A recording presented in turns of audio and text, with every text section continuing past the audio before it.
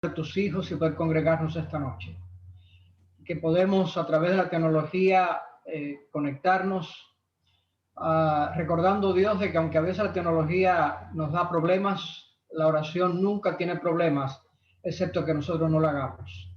Y por eso en esta noche nuevamente venimos a ti, en esta hora de poder. Hemos venido con nuestros agradecimientos, pero también hemos expresado la petición de nuestro corazón. Hay peticiones por salud, salud física, salud espiritual. Pedimos, oh Dios, de que tú puedas extender tu brazo poderoso y tu toque de sanidad con varios, que tú puedas mantener a aquellos que están recuperándose de enfermedades, que ellos puedan sentir el toque divino y que tu gracia les pueda sostener en medio de la prueba. Ha sido Dios las peticiones que hay en nuestro corazón de familia, de cualquier otra índole que ha sido presentada, algunas que quizás han quedado en nuestro corazón, pero tú las conoces, las presentamos aquí, oh Dios.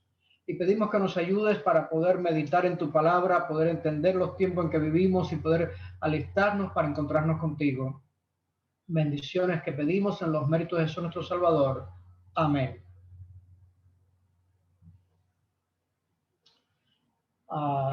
Estamos contentos de poder estar nuevamente acá para compartir la palabra de Dios y vamos a estar teniendo la continuación de los temas que hemos estado presentando. Mientras abro la presentación, permítanme recordarles un detalle aquí importante. Y es de que cuando estamos nosotros mirando aquí en este aspecto lo que queremos ver, recordemos de que la consumación de los eventos finales, cuando estamos mirando cómo la combinación de la Iglesia y el Estado puede imponer, está ya desde hace un tiempo empezando a suceder, no necesariamente por asuntos religiosos. Y la razón por la cual yo he estado tratando de presentar estos movimientos, y quedamos a la mitad el martes pasado, vamos a ver la otra mitad ahora, es que comenzaron precisamente cuando comenzaba el movimiento adventista y están muy vivos y están implementándose más y más hoy en día, con la idea de que nosotros podamos estar alerta y ver los tiempos cómo van, cómo suceden las cosas y finalmente poder estar mirando de que en nosotros con ideas, conceptos que a veces parecieran muy bonitos, muy buenos, finalmente son vino de Babilonia, como utiliza Apocalipsis. Y quiera Dios que podamos estar nosotros claros en lo que estamos viviendo, lo que estamos haciendo, para que nosotros no solamente estemos apoyando esas cosas, sino que estemos claros y podamos nosotros entender cuál es un así dice Jehová y mantenernos bien claros en lo que Dios dice. Deme medio minutito, necesito conseguir aquí un control para poder poner la pantalla, denme unos segunditos.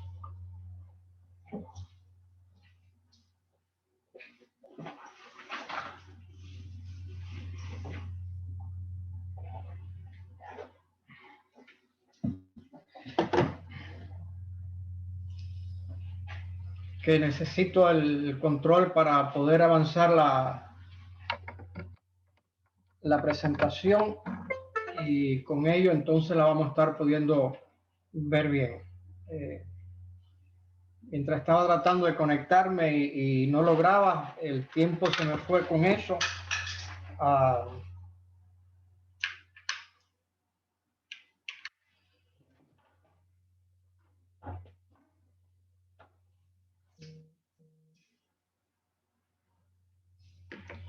Cuando uno anda apurado, pues todo le sale mal. Vamos entonces a compartir la pantalla.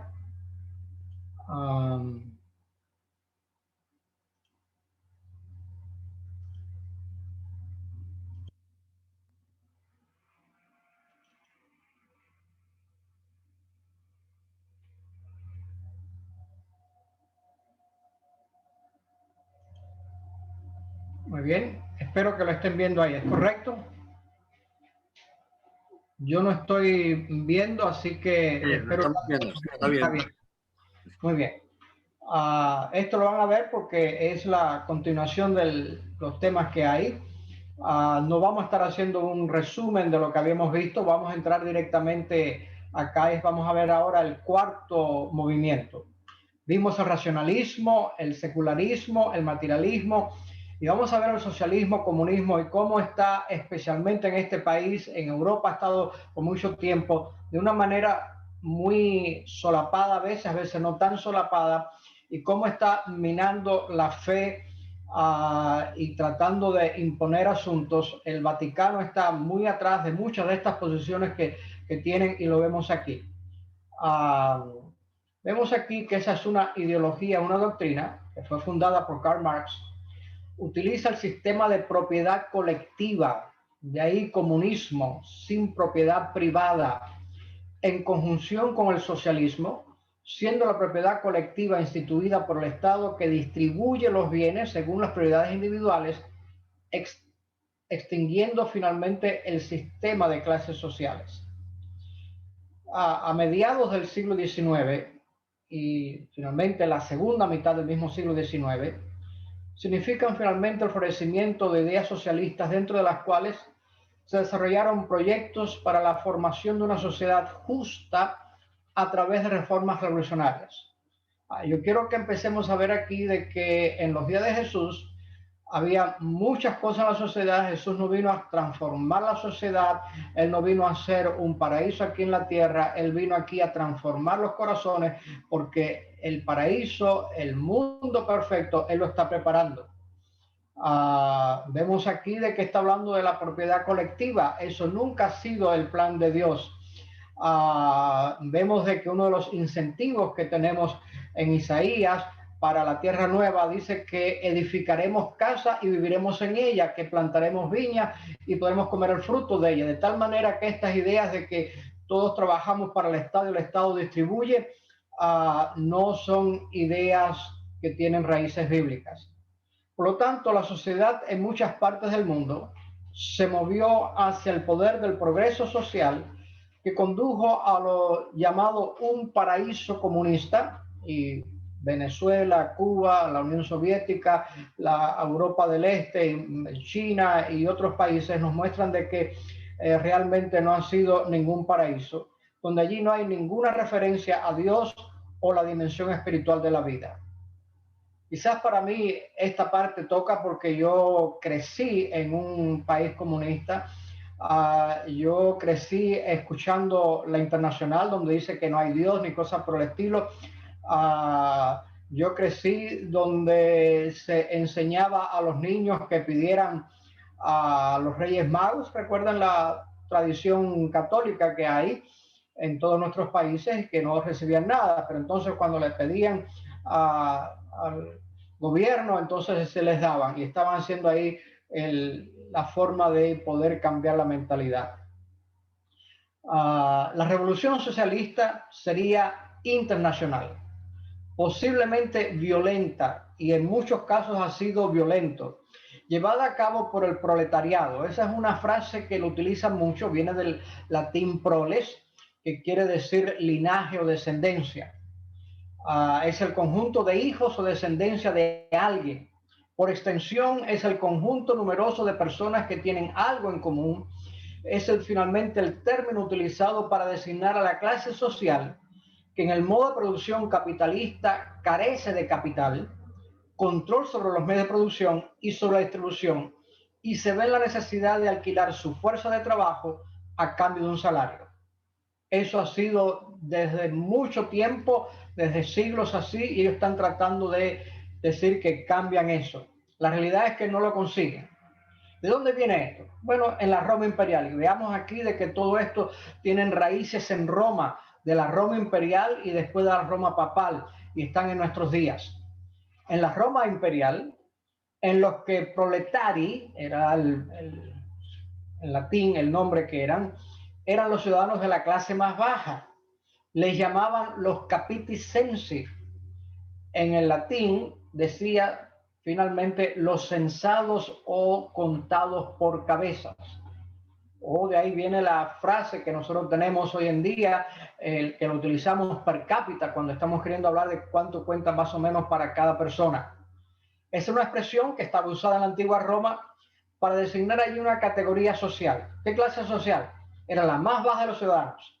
Ellos no tenían ninguna propiedad y la forma en que en la antigua Roma imperial hacían los censos y catalogaban eran todos aquellos que tenían propiedad, pero había aquellos que no tenían propiedad, por lo tanto no podían ser censados por ese criterio, sino que eran censados solos por su propia persona, que no tenían propiedades, solamente podían aportar prole, o sea, hijos, para engrosar a los ejércitos del imperio. Esta abolición de la propiedad de la división social del trabajo es lo que llevan adelante. Llevan los antagonismos entre la ciudad y el campo. Ellos piensan que allí van a terminar. Van a acabar con la dependencia de las esposas de sus maridos y de los hijos de sus padres. Vemos aquí de que están desbaratando la familia y vamos a estarlo viendo eso en esta noche, como está sucediendo aquí en nuestro país. Va a ser un sistema de gobierno político, económico y social establecido finalmente en la antigua Unión Soviética, la revolución de 1917, la llamada revolución bolchevique, que tenía finalmente el comunismo como el principio más importante, liderado por Vladimir Lenin. ¿Cuál es el origen de la palabra comunismo? Bueno, veamos, y aquellos que estudiaron el Apocalipsis conmigo hace un tiempo atrás, recordamos que el ateísmo moderno, según lo vimos en el Apocalipsis, surge en Francia y de ahí después se trasladó a la Unión Soviética y ha llegado a todo el mundo.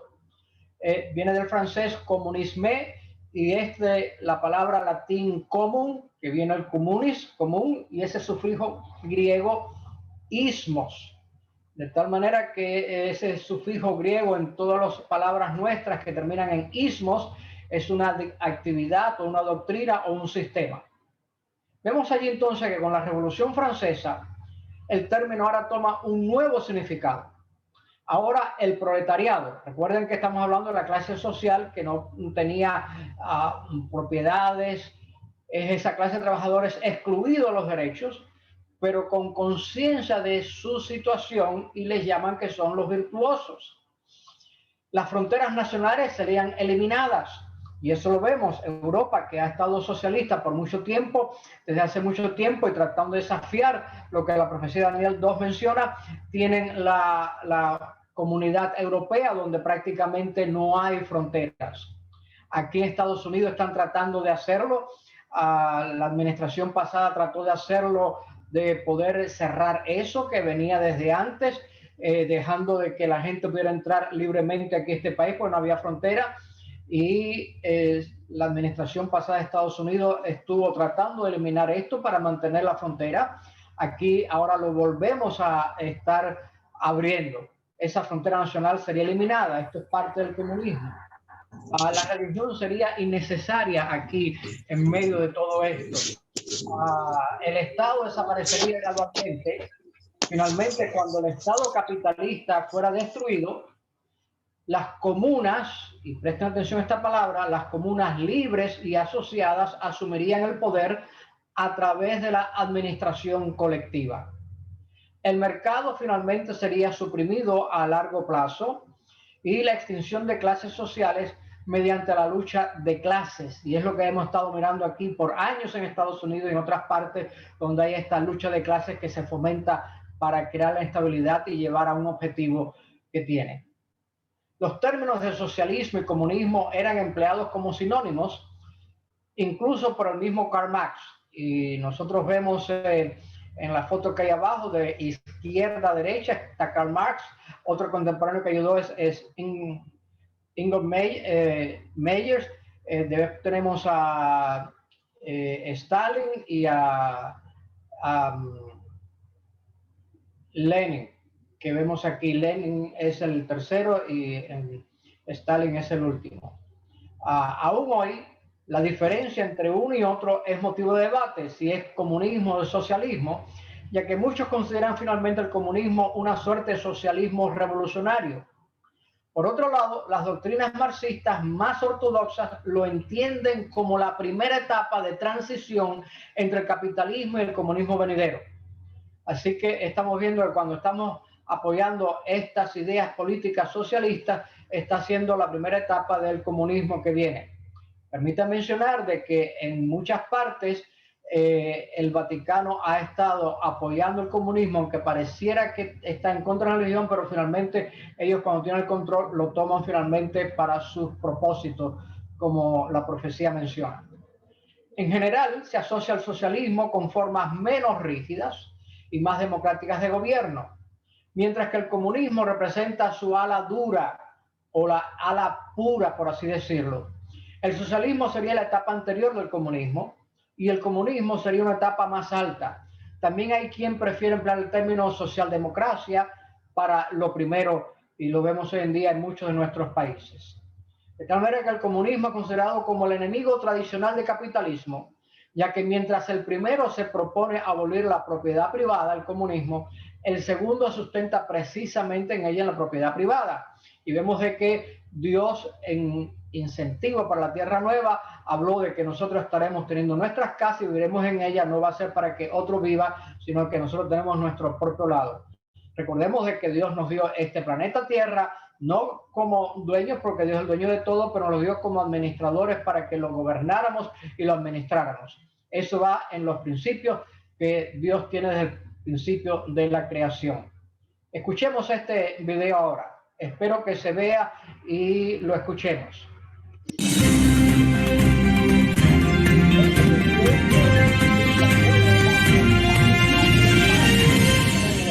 Este año. El avance del progresismo en Occidente ha llegado a niveles peligrosos. Las escuelas públicas de Washington, D.C., la capital de Estados Unidos, ya están utilizando un plan de estudios basados en la raza, el cual fue elaborado por la organización marxista Black Lives Matter. El objetivo, adoctrinar a los estudiantes en base al marxismo cultural, pero a un grado realmente insospechado.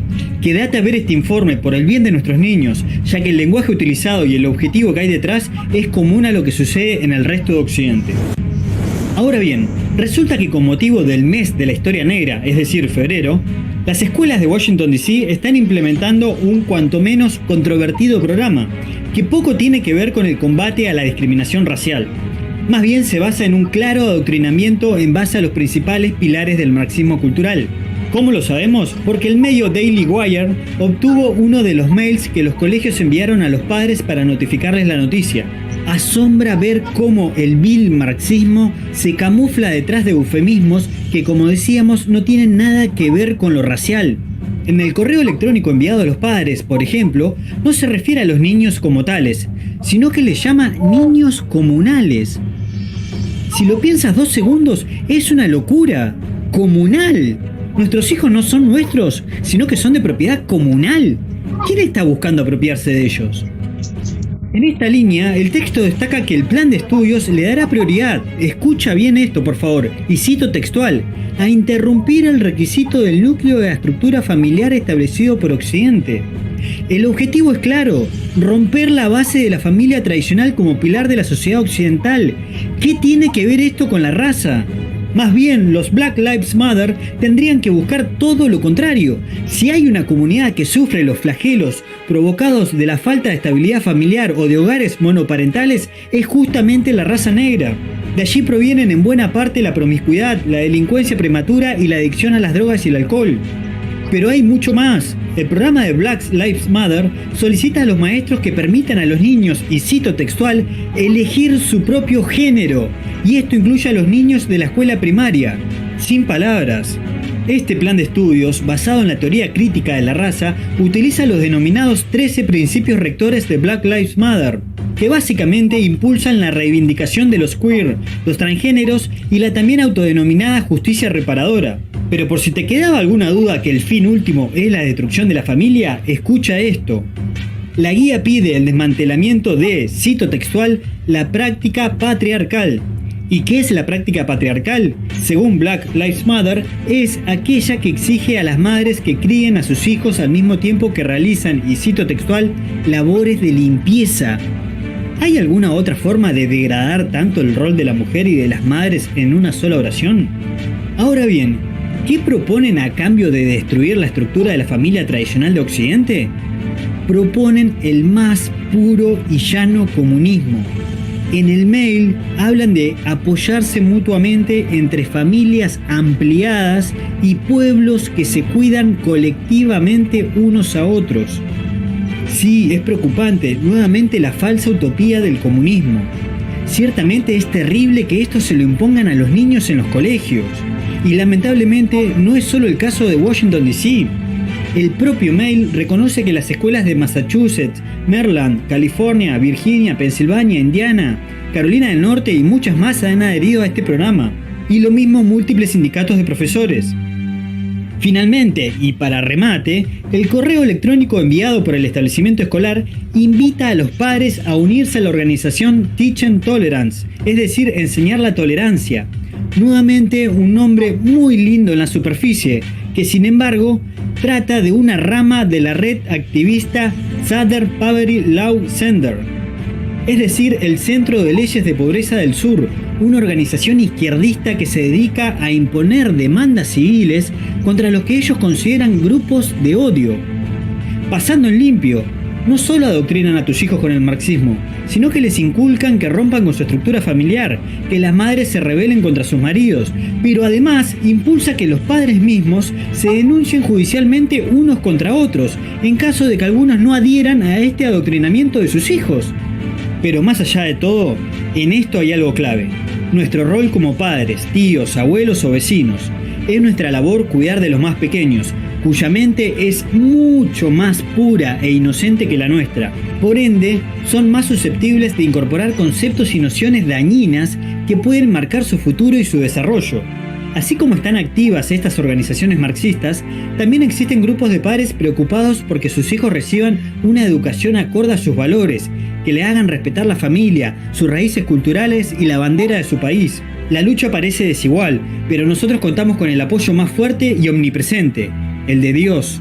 Por eso debemos demostrar ante el Creador nuestra voluntad de querer rectificar esta situación. Así no solo nosotros, sino las próximas generaciones tendrán un futuro próspero.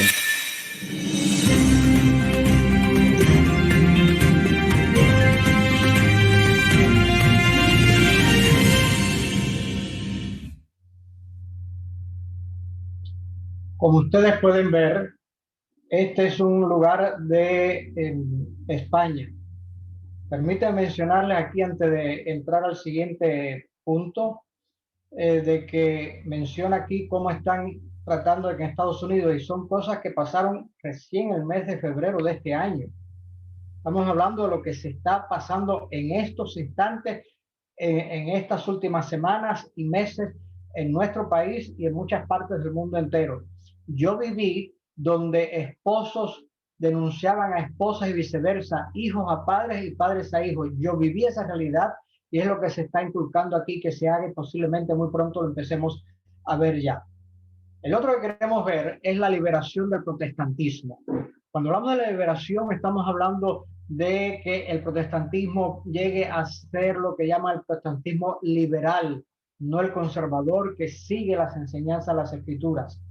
Vemos que las principales iglesias protestantes aceptaban la teología liberal, que socavaba la fe en una Biblia inspirada por Dios y exponía muchas doctrinas de la fe cristiana a la crítica racional. Vemos aquí que el racionalismo que vimos al principio está ahora aquí puesto en un formato para que funcione dentro de la teología y de la fe cristiana. Como resultado, vemos que Jesucristo se ha convertido simplemente en una figura histórica sin nada en común con el Jesucristo de los evangelios. Vemos allí que esta teología liberal cubre diversos movimientos e ideas religiosas, filosóficas y bíblicas informadas dentro del cristianismo desde finales del siglo XVIII en adelante y creció en consecuencia del iluminismo. Y de nuevo, cuando estudiamos profecía y tenemos viendo con tiempo el desarrollo histórico y explicamos todo esto, aquí simplemente estamos diciéndolo para entender estas ideas que surgen y están hoy en día muy en boga, tratando de impedir que el mensaje de los tres ángeles pueda ir.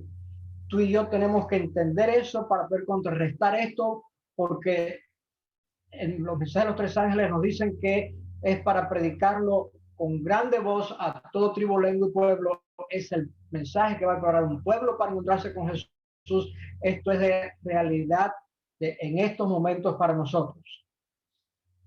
Ese cristianismo liberal, también conocido como teología liberal, en términos generales, ¿qué es lo que es? Un método de hermenéutica bíblica. Hermenéutica es la interpretación bíblica. Es un método no dogmático de entender a Dios mediante el uso de las escrituras, aplicando la misma hermenéutica moderna, la misma interpretación moderna utilizada para entender cualquier escrito, símbolo o escrituras antiguas, sea de Homero, de Platón, de Sócrates, cualquiera que sea de los antiguos, se utiliza la misma metodología en lo que hay. A diferencia de las variedades conservadoras del cristianismo, el liberalismo no tiene un conjunto unificado de creencias proporcionales, es decir, ellos no tienen un credo uniforme. En cambio, el liberalismo, desde el principio, adoptó las metodologías de la ciencia del iluminismo como base para interpretar la Biblia, para interpretar la vida, para interpretar la fe y finalmente para interpretar la teología. Esta teología del cristianismo liberal fue prominente en la crítica bíblica de los siglos XIX y del siglo XX. El estilo de la hermenéutica bíblica, que es interpretación de la Biblia, dentro de la teología liberal, se caracteriza a menudo como no proporcional. ¿Qué queremos decir con esto? De que esta teología no está poniendo enunciados para que tú y yo aceptemos como reglas de fe y práctica de lo que hacemos y creemos, sino que aquí no hay nada proporcional. No se propone nada que tú tienes que creer, sino de que es relativo. Lo vemos aquí. Significa que la Biblia no se considera una colección de declaraciones factuales basadas en los hechos, sino es una antología, es una recopilación que documenta las creencias y sentimientos de los autores humanos acerca de Dios en el momento cuando lo escribieron dentro de un contexto histórico-cultural. Así que la Biblia no tiene ningún mensaje de Dios, es simplemente es esa colección de creencias, lo que se pensaba, de cómo se entendía, de aquella gente de aquel entonces, de cómo ellos expresaban su fe, pero no tienen nada que ver con nosotros hoy en día. Por lo tanto, los teólogos cristianos liberales no pretenden descubrir proposiciones de verdad y no están buscando la verdad en la Biblia, sino que ellos crean modelos y conceptos religiosos que reflejan los contextos de clase, de género, sociales y políticos de donde emergen. Y vemos aquí como en una medida casi todos estos movimientos tienen puntos donde se empatan los unos con los otros, tienen, se ponen uno encima del otro, están como a la misma par. Este cristianismo liberal considera la Biblia como una colección de narrativas que explican o personifican o simbolizan la esencia y el significado del entendimiento cristiano, pero nunca la revelación divina de Dios. En el siglo XIX, los cristianos autoidentificados liberales buscaron finalmente elevar las enseñanzas humanas de Jesús como un estándar para una civilización mundial libre de esas tradiciones culticas y de rastros de creencia pagana en lo sobrenatural, con un esfuerzo por eliminar los elementos supersticiosos de la fe cristiana. Y ven que estamos hablando de que ellos denominan como una fe pagana o elementos supersticiosos, y veamos lo que esto sucede. Como resultado, los cristianos liberales pusieron menos énfasis en los eventos milagrosos asociados con la vida de Jesús que en su enseñanza. Jesús no tuvo milagros, los milagros de la Biblia no existieron, simplemente son otras cosas que son la superstición que hay que liberarse hoy en día porque estamos viviendo en el iluminismo. El debate sobre si la creencia en los milagros era mera superstición o esencial para aceptar la divinidad de Cristo constituyó finalmente una crisis dentro de las iglesias del siglo XIX, por lo que finalmente se buscaron compromisos teológicos. Trato de ver cómo poder compaginar ambas ideas. Se burlaron de los intentos de explicar los milagros mediante explicaciones científicas o racionales. La creencia en la autenticidad de los milagros fue una de las 5 pruebas establecidas en 1910 por la Iglesia Presbiteriana para distinguir a los verdaderos creyentes de los falsos profesantes de fe como los cristianos liberales. Vemos que unos 110 años después, la Iglesia Presbiteriana hoy en día es una de las más liberales que encontramos, pero en aquel entonces ellos ponían allí de que ellos tenían los milagros, era algo real y era lo que tenía para que los verdaderos cristianos aceptaban los milagros.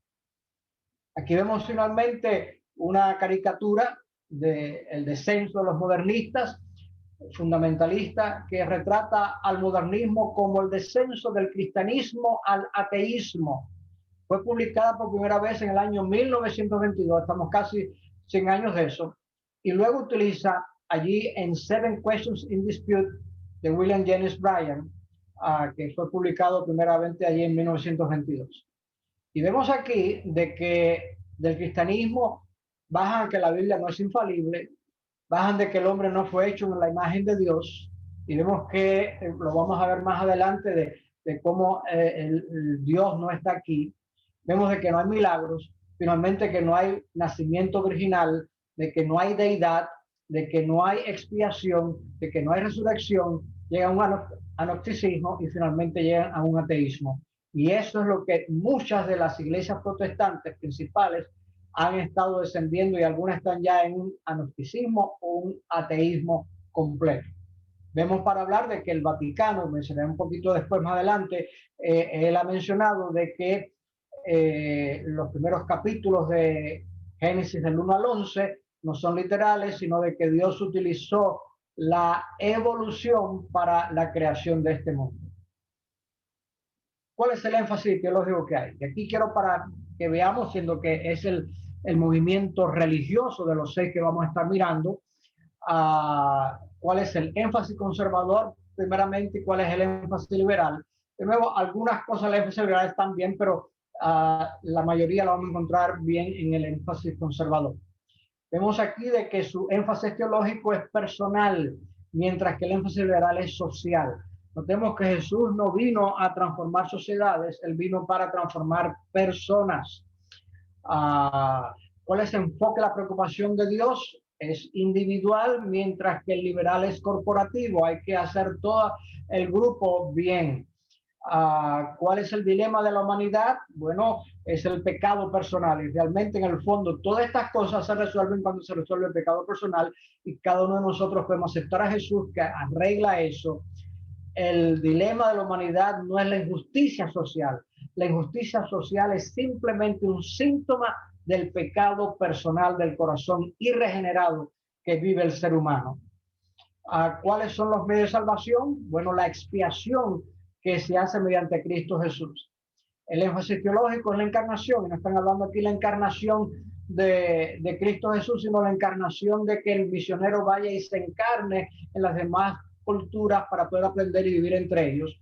Un concepto bonito y que es necesario cuando vamos a dedicar el evangelio a otras partes, pero eso no es como es el medio de la salvación. Las escrituras favoritas para el énfasis conservador son las epístolas paulinas. Pablo se destaca mucho en la justificación por la fe como es ser salvo. Los liberales lo tienen en los gnósticos. ¿Cuál es la hermenéutica, la forma de entender las escrituras? Es por la revelación divina, mientras que el énfasis liberal es la experiencia que tiene la persona. De manera que su experiencia es una, la mía es otra, y podemos sacar tantas formas de entender la Biblia como experiencias humanas tenemos. ¿Cuál es la perspectiva escatológica? Escatología tiene que ver con el fin del tiempo. Nosotros vivimos en el eterno, aún no. El reino de Dios ya está, Jesús lo hizo, pero todavía no se ha implementado. Vivimos en el reino de la gracia y pronto tendremos en el reino de la gloria cuando Jesús venga. Estamos en el eterno, por así decirlo, decimos eterno porque desde que Jesús vino estamos en el aún no. Estamos en los últimos días, pero todavía no ha llegado el momento final.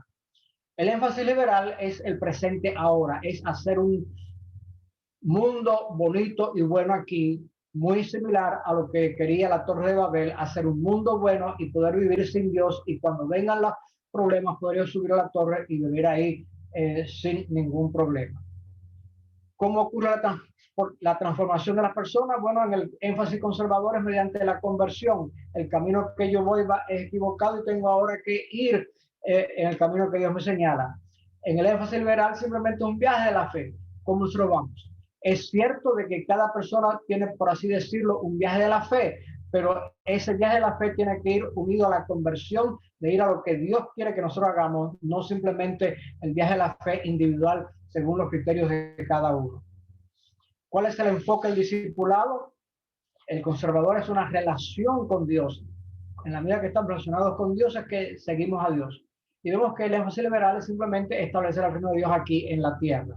Es como se hace el discipulado. El estilo de vida requerido es una creencia correcta, tenemos que creer correcto. Ellos hablan de una acción correcta. Bueno, uno de los problemas que a veces han tenido es que los judíos de los días de Jesús tenían una creencia correcta, pero no la aplicaban a su vida. Y tenemos que tener una creencia correcta y una acción de nuestras vidas correcta. ¿Cómo aborda la evangelización? Bueno, primariamente por la proclamación. Hay que proclamar las buenas nuevas. Vemos que el mensaje del tercer ángel menciona allí que tenía el evangelio eterno para predicarlo a toda nación en alta voz. Hay que proclamar eso con nuestra vida y por la proclamación. Y el énfasis liberal es simplemente estar presente en medio de la gente para que ellos vean lo que uno está viviendo. Eso en parte es bien, pero hay que proclamar, hay que decir, porque simplemente vivir en medio de ellos sin decir lo que Dios quiere a su debido momento no está predicando el mensaje que Dios quiere que tengamos. ¿Cuál es la perspectiva ética que tiene? Es una moralidad personal en el énfasis conservador, y lo que vuelve aquí el énfasis liberal es en esa justicia social.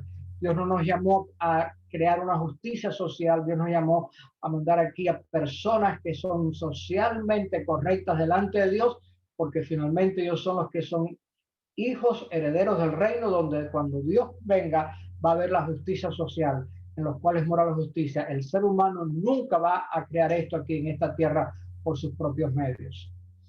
¿Cuál es el centro de responsabilidad que ellos tienen? Bueno, el énfasis conservador es los individuos en la familia, como Dios lo hizo en el Edén, el énfasis familiar individual.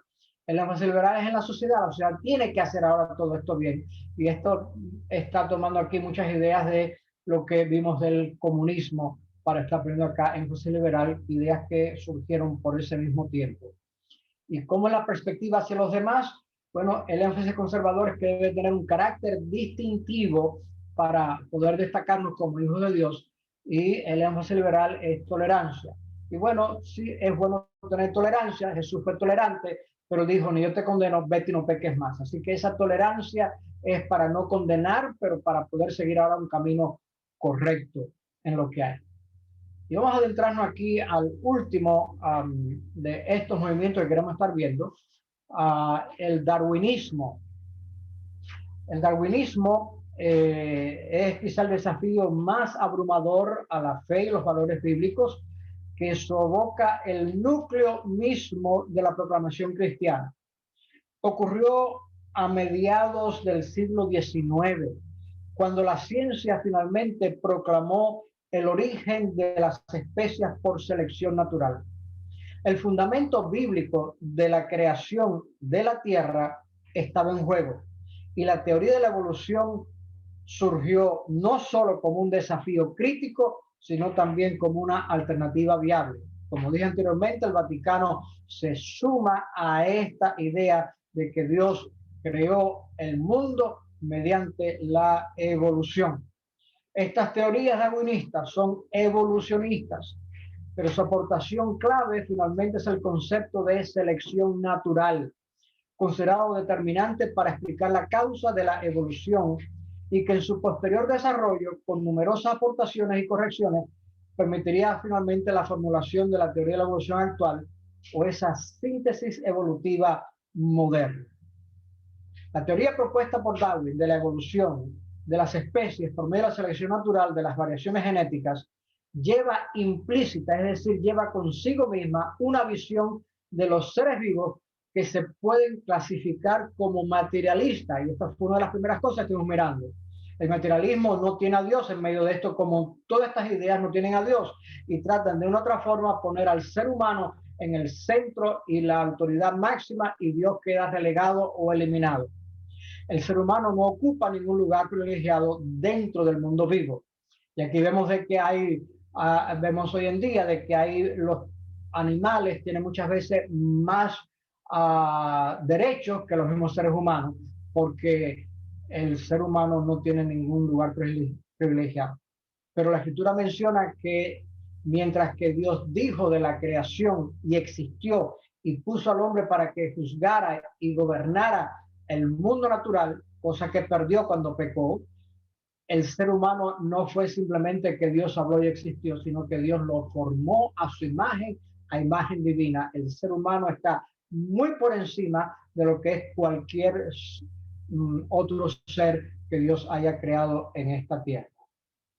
Charles Darwin, el cual realizó un estudio de las diferentes especies que fue encontrando a lo largo de su viaje a bordo del Beagle, y escribió allí El origen de las especies, en la cual nos advertía que las diferentes especies animales que pisaban el planeta Tierra no paraban de transformarse a lo largo del tiempo para adaptarse a un medio que también va cambiando.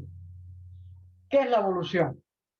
Bueno, para entender un poquito, son los cambios que experimentan los seres vivos a lo largo del tiempo para adaptarse a las condiciones de la naturaleza.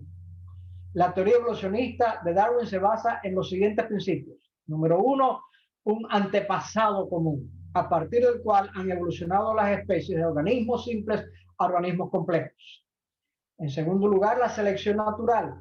Los cambios biológicos producidos durante la evolución determinaron que algunas especies estén mejor adaptadas que otras, prevaleciendo en la lucha por la supervivencia. Y este es precisamente el tercer principio básico, que implica una lucha por alimentos, siendo las especies con mayor población y variabilidad las más favorecidas. Vemos aquí de que la creación de Dios está completamente eliminada, y es lo que se enseña en las iglesias, las escuelas elementales, hasta la universidad, y es la idea general que todo el mundo tiene, inclusive muchas entidades religiosas. Nos preguntamos, ¿quién fue él? ¿Quién fue Charles Darwin? Bueno, él nació en 1809, murió en 1882. Él era un... Oye, perdón, aquí un momentito.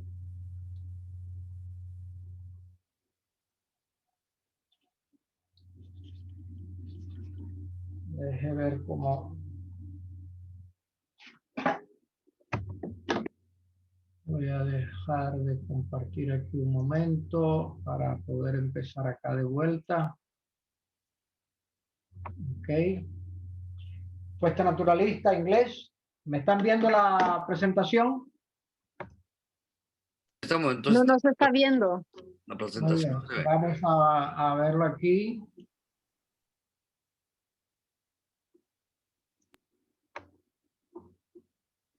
Ahora sí. Ok. Estamos viendo. Déjeme sacar esto acá.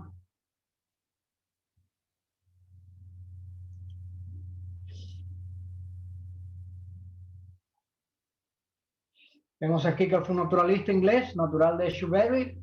Después de graduarse en Cambridge, a los 22 años, participó en el año 1831. Y quiero que pongan esto porque fue ese año en que Guillermo Miller empezó su predicación. El mismo año, allá en Inglaterra, estaba Charles Darwin, aquí en Nueva Inglaterra, como se llama aquellos estados, donde estaba Guillermo Miller, comenzó allí su expedición científica británica. Él se embarcó en el barco de reconocimiento a bordo del HMS Beagle, era como se llamaba el barco. Aquí tenemos una réplica de lo que era ese, era un bergantín, para aquellos que son fanáticos de los barcos y de los nombres de cómo eran estos barcos antiguos hoy en día. El recorrido de la expedición británica a bordo del bergantín Beagle fue desde el año 31 al 35, prácticamente 5 años. Fue por las costas de Sudamérica, por Galápagos, por Tahití, por Nueva Zelanda, por Australia, por Tasmania, por la isla de Keeling, Mauricio, Brasil y las Azores. Y vemos allí la línea roja, vemos allí donde está él. Galápagos es lo que él estuvo allí haciendo más su mención. Allí en la isla de los Galápagos, en el Ecuador, pertenece a Ecuador, observó distintos animales, especialmente una especie de aves llamadas pinzones. ¿Dónde están las Islas Galápagos? Bueno, la parte norte de ese archipiélago de islas está cruzado por el Ecuador. Lo vemos allí en el mapa a mano derecha de Sudamérica. Está bastante lejos del Ecuador, del país de Ecuador, de Sudamérica, pero pertenece al país ecuatoriano, país de Ecuador en Sudamérica. Y estos son los pájaros que él estaba haciendo alusión acá que vemos, ¿ves? Especialmente por la forma del pico que tenían. En estas inhabitadas islas del Pacífico, muy distantes de las costas de Sudamérica, se sorprendió allí en descubrir lagartos gigantescos, supuestamente extinguidos, desmesuradas tortugas, cangrejos descomunales, gavilanes sin malicia que se dejaban derribar de un árbol con una vara y tórtolas amistosas que se posaban sobre su hombro. Al cambiar de una isla a otra, aunque el clima y la geología no variaban, la fauna era inexplicablemente distinta. Es decir, las condiciones climáticas y la geología era igual, pero los animales eran diferentes y vemos de que quedaban allí en cuanto a eso. Bueno, de sus observaciones en los Galápagos obtendría información valiosa para allí fundamentar su teoría evolutiva. Y vemos aquí de que su teoría evolutiva, de las simplemente formas simples hasta las formas mayores, es lo que conocemos comúnmente, donde se pone muchas veces de que el ser humano de formas simples llegó a ser lo que es el mono, primates como le llaman, y finalmente evolucionó hasta llegar hoy el ser humano. En base a sus investigaciones, él publicaría su famoso libro El origen de las especies por medio de la selección natural en 1859. Este año, y quiero que veamos cómo corresponde, está la Iglesia Adventista cada vez tomando un poco de más forma. Todavía no se ha organizado como tal. El nombre lo adoptan en el año 1860, 1863 que se establece la Asociación General como institución. El año 1859 es que la Iglesia entiende que para poder predicar y mantener a los misioneros, a los pastores, había que tomar el diezmo, y allí es donde se empieza con la dadivosidad sistemática 1859, para poner de cómo al mismo tiempo que el movimiento adventista va surgiendo, esto también va aumentando y dándose forma. Dentro de esta teoría encontraremos una serie de puntos importantes, como fueron que cualquier vida evoluciona a partir de una forma simple, de tal manera que Dios no está aquí. Las especies evolucionan debido al medio que les rodea. Esta evolución se produce de manera lenta y gradual. Es interesante de que aunque han pasado miles de años de que el mundo existe y hay historia, no hay ningún proceso evolutivo ahí. De tal manera que los cambios no se producen súbitamente, sino es un proceso continuo y gradual en lo que hay. La extinción de una especie viene de la mano de la incompatibilidad, la adecuación al medio que le rodea. Encontramos de que a veces cuando una especie animal está en un lugar donde no puede vivir o son altamente cazados por el ser humano, matados, pues se extermina, pero no necesariamente de esta forma acá. Dentro de esta teoría encontramos esa famosa cita de que solo sobrevive el más fuerte. La evolución, por lo tanto, aquí es consecuencia de tres procesos naturales. Número uno, la variación genética entre miembros de una población, la herencia de esa variación por los hijos de los individuos portadores de dicha variación, y la selección natural, que es el proceso a través del cual los organismos mejor adaptados desplazan a los menos adaptados mediante la acumulación lenta de cambios genéticos favorables en la población a lo largo de las generaciones. Aquí estuvimos mirando estos 6 puntos y vemos aquí que estos son solo algunos de los marcadores de la nueva era que se han convertido en un verdadero desafío para la fe cristiana. Casi todos se reflejan en el telón de fondo en el que se iban a proclamar los mensajes de los 3 ángeles y siguen muy presentes hoy en día. Y con esto el tiempo se nos ha acabado. vamos a terminar aquí, donde vamos ahora a empezar a ver un poquito cómo estas teorías, como el primer, segundo y tercer ángel, lo vamos a estar mirando en más detalle para poder entender cómo se aplica todo esto. De nuevo, permítame mencionar aquí de que todo esto que estamos mirando es para que entendamos un poquito las teorías, de que veamos de que varias cosas a nivel social, político en nuestro país se están implementando, de que no son de Dios. Tienen frases a veces muy bonitas, pero son las ideas que surgieron cuando el dragón, el diablo y Satanás trataba de presentar una triple trinidad con un mensaje completamente diferente para contrarrestar lo que Dios tiene.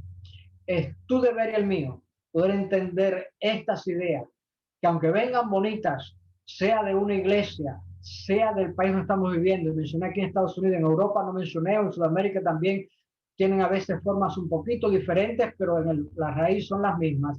Están llevando por ideas y frases muy bonitas, pero finalmente para erradicar a Dios y tomar un control mundial de la población, que es lo que Apocalipsis menciona, de que finalmente haría que toda la tierra, obligándola a que pueda adorar. En ese entonces yo oro para que tú y yo podamos, entendiendo los tiempos en que vivimos, podamos poder saber muy bien de estar de parte de Dios. Que aquel hermoso día podamos ver de que finalmente tú y yo hoy en día podamos ser parte, como dice Apocalipsis, vi volar por el medio del cielo a otro ángel que tenía el evangelio eterno. Que entendamos muy bien cuál es el evangelio eterno, que no tengamos ningún vino de Babilonia ni ninguna estas ideas que a veces entran en nuestra vida y las apoyamos, y estamos apoyando ideas que el diablo trajo para contrarrestar lo que Dios tiene.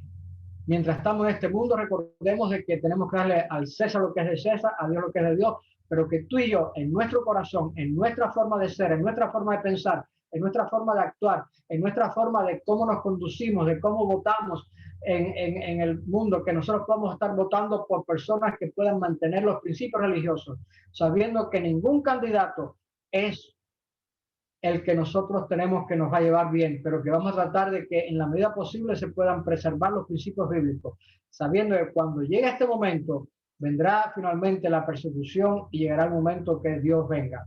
Pero no adelantemos los tiempos, sino que podamos estar claros de lo que Dios quiere que nosotros vivamos ahora y estemos listos para seguir adelante. Que Dios te bendiga y nos ayude a estar siempre firmes y fieles en su mensaje. Vamos al rostro para orar. Querido Dios y Padre nuestro, hemos estado analizando movimientos que surgieron cuando en tu providencia tú surgiste en esta tierra, tu iglesia, tu pueblo remanente. Movimientos, ideas dentro y fuera de la iglesia, en el mundo en que vivimos, para contrarrestar el mensaje tuyo. Permite, Dios, que podamos entender, que podamos discernir cómo el enemigo esconde bajo frases bonitas conceptos que nos apartan de ti, que podamos ver muy bien dónde está el enemigo y podamos entender y abrazar el mensaje que tú tienes para nosotros, que no solamente lo entendamos teóricamente, sino que podamos vivirlo por tu gracia, por tu Santo Espíritu, que podamos nosotros poder vivir ese mensaje y que cada uno de nosotros, por tu gracia, por tu Espíritu, por la capacitación de tu Espíritu Santo, podamos realmente ser parte de ese ángel que proclama con voz potente, con voz fuerte, el mensaje tuyo para esta última generación. Al concluir nuestro culto, Dios, queremos pedir nuevamente la petición de nuestro corazón, que fue elevada hasta el trono de tu gracia, la ponemos delante de ti, para que tú respondas conforme a tu voluntad.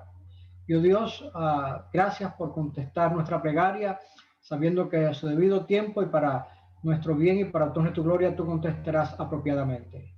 Danos tu bendición ahora y cuando vengas en gloria, que nos encuentre en el gozo del Evangelio. Por Jesús lo pedimos. Amén.